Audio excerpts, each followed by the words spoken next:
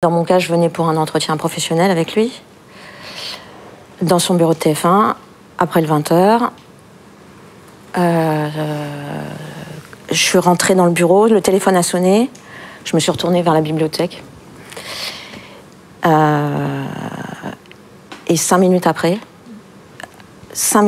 j'avais son sexe dans ma bouche. J'étais anorexique, je pesais 30 kilos.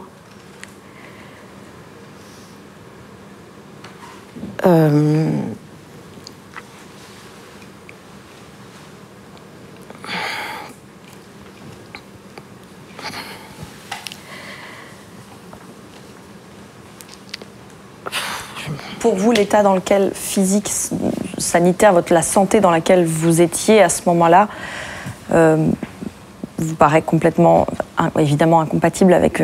mais ça vous semble quoi particulièrement, encore plus hallucinant qu'il ait tenté quoi que ce soit en vous voyant malade? Je vais aller encore plus loin et être encore plus choquante. On met rien dans la bouche d'une anorexique. Et encore moins un sexe d'homme. Et il le sait, ça. Il le savait. Puisque sa fille était malade, il le savait. Et après être allé témoigner chez les policiers, j'ai des souvenirs qui sont remontés. Et son sexe avait un goût de savon. Et ça fait des semaines que ça m'obsède en me disant, mais ça veut dire qu'il s'était lavé. Et donc il savait ce qu'il allait me faire. Enfin, on en arrive à se poser des questions qui... Enfin, on devient folle, quoi. C'est pas normal, des dizaines d'années après, tout revient, quoi. Et si je voudrais rajouter encore une chose,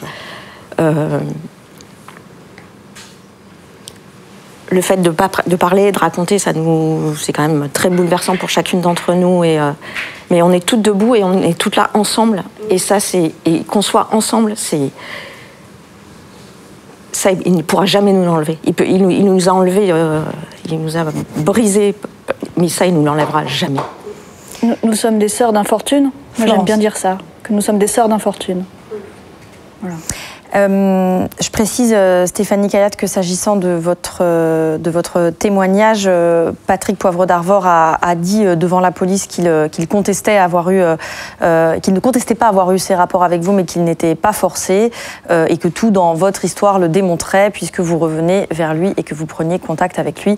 C'est sa version. C'est sa version, sauf que même si il y avait eu séduction, même s'il y avait eu, pour ma part, sentiment amoureux, même si on ne se retrouve pas dans le bureau d'un présentateur de TF1 avec son sexe dans la bouche au bout de 5 minutes. Enfin, je sais pas, il y a peut-être, ça n'existe pas, ça.